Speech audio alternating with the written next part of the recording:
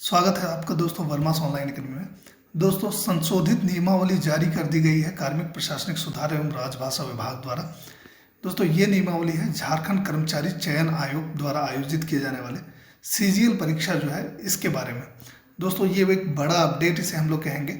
JSSC द्वारा जो CGL परीक्षा आयोजित की जाती है, स्नातक स्तर की जो परीक्षा आयोजित होती है, इसके संचालन नियमावली 2015 को दोस्तों संशोधित किया गया है।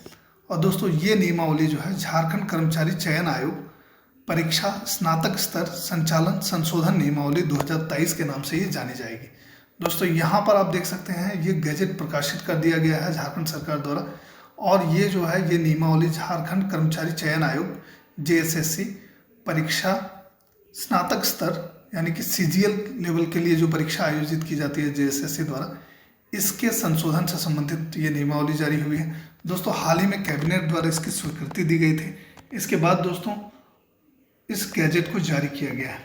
दोस्तों, आइए देख लेते हैं क्या कुछ चेंजेस हुआ है, कैसा रहेगा परीक्षा का जो प्रारूप होगा वो कैसा रहेगा, क्या कुछ मॉडिफिकेशंस हुआ है, इन सभी को डिटेल्स में। दोस्तों, यहाँ पर आप देख सकते हैं कि इसका विस्तार जो है संपूर्ण झारखंड राज्य में होगा। यह नियमावली झारखंड गैजेट में प्रकाशन की तिथि से प्रवृत्त होगी, यानी कि दोस्तों 13 मार्च को ये प्रकाशित हुई है झारखंड के गैजेट में, सोमवार को ही प्रकाशित हुई है। और दोस्तों इसके बाद जो है ये नियमावली शुरू हो गई है, प्रारंभ हो चुकी है। दोस्तों, यहाँ पर क्या कुछ कहा जा रहा है, कंडिका 2 में हम लोग देख लेते हैं कि मूल झारखंड कर्मचारी चयन आयोग स्नातक स्तर संचालन नियमावली 2015 जो है यथा संशोधित 2016 में संशोधित जो हुआ है, उसके नियम 5(2) सह यथा संशोधित जेएसएससी परीक्षा स्नातक स्तर संचालन संशोधन नियमावली 2021 के नियम 2 में पात्रता अहर्ता में निम्नांकित प्रावधान है। दोस्तों, पात्रता के बारे में कहा जा रहा है कि इस तरह से प्रावधान किया गया है। क्या कुछ प्रावधान है यहाँ पर आप देख सकते हैं। दोस्तों, मैंने येलो कलर से हाईलाइट किया हुआ है इसे। यहाँ पर ये जो है दिया जा रहा है कि पहले ऐसा प्रावधान था कि न्यूनतम शैक्षणिक अहर्ता जो है, न्यूनतम शैक्षणिक योग्यता वो कुछ इस तरह से था कि अभ्यर्थियों को आयोग में आवेदन प्राप्त होने की अंतिम तिथि तक स्नातक अथवा समकक्ष उत्तीर्ण होना अनिवार्य होगा। ये प्रोविजन था। साथ ही साथ दोस्तों एक और प्रोविजन जो डाला गया था वो इस तरह से कि उक्त अनिवार्य योग्यता के अतिरिक्त अभ्यर्थियों को मैट्रिक या 10वीं परीक्षा और इंटरमीडिएट या 10+2 कक्षा झारखंड राज्य में अवस्थित मान्यता प्राप्त शैक्षणिक संस्थान से उत्तीर्ण होना अनिवार्य होगा। ये प्रोविजन डाला हुआ था दोस्तों। साथ ही अभ्यर्थियों को स्थानीय रीति रिवाज, भाषा एवं परिवेश का ज्ञान होना अनिवार्य होगा।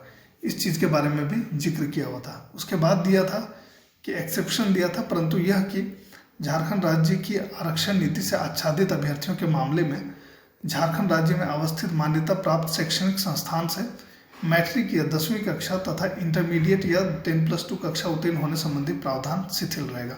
दोस्तों, यहाँ पर जो है ये पूर्व में ऐसा प्रोविजन किया गया था और उसके बाद इसे जो है इस तरह से प्रतिस्थापित किया गया है कि अभ्यर्थी को आयोग में आवेदन प्राप्त होने की अंतिम तिथि तक वांछित शैक्षणिक योग्यता प्राप्त करना अनिवार्य होगा। बस इतना ही। ये पूरा पैरा को दोस्तों यहाँ पर चेंज कर दिया गया है और केवल ये दिया गया है कि जो आवेदन प्राप्त होने की अंतिम तिथि है उस तिथि तक आपको वांछित शैक्षणिक योग्यता यानी कि जो ग्रेजुएशन ये जो है आपको प्राप्त करना अनिवार्य होगा।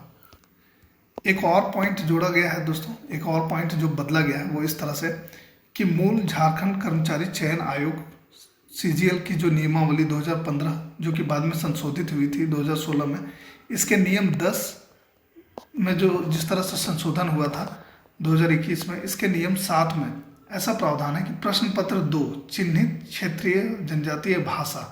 दोस्तों, यहाँ पर चिन्हित क्षेत्रीय जनजातीय भाषा के बारे में दिया हुआ था कि चिन्हित 12 क्षेत्रीय जनजातीय भाषा कौन कौन से थे, उर्दू, संथाली, बांग्ला, मुंडारी या मुंडा, हो, खड़िया, कुड़ुक या उरांव, कुरमाली, खोटा, नागपुरी, पंच परगनिया, उड़िया में से किसी एक भाषा की परीक्षा विकल्प के आधार पर आप दे सकेंगे। इसको दोस्तों इस तरह से प्रतिस्थापित किया गया है, रिप्लेस किया गया है।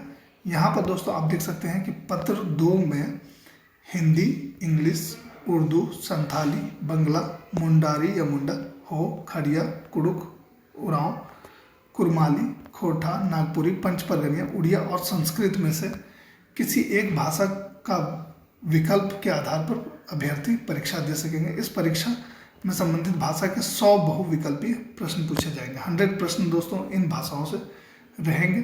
इनमें से किसी एक भाषा को आपको जो है चुनना होगा, विकल्प चुनना होगा, और इससे 100 बहुविकल्पी यानी कि मल्टी ऑप्शनल प्रश्न जो है वो पूछे जाएंगे।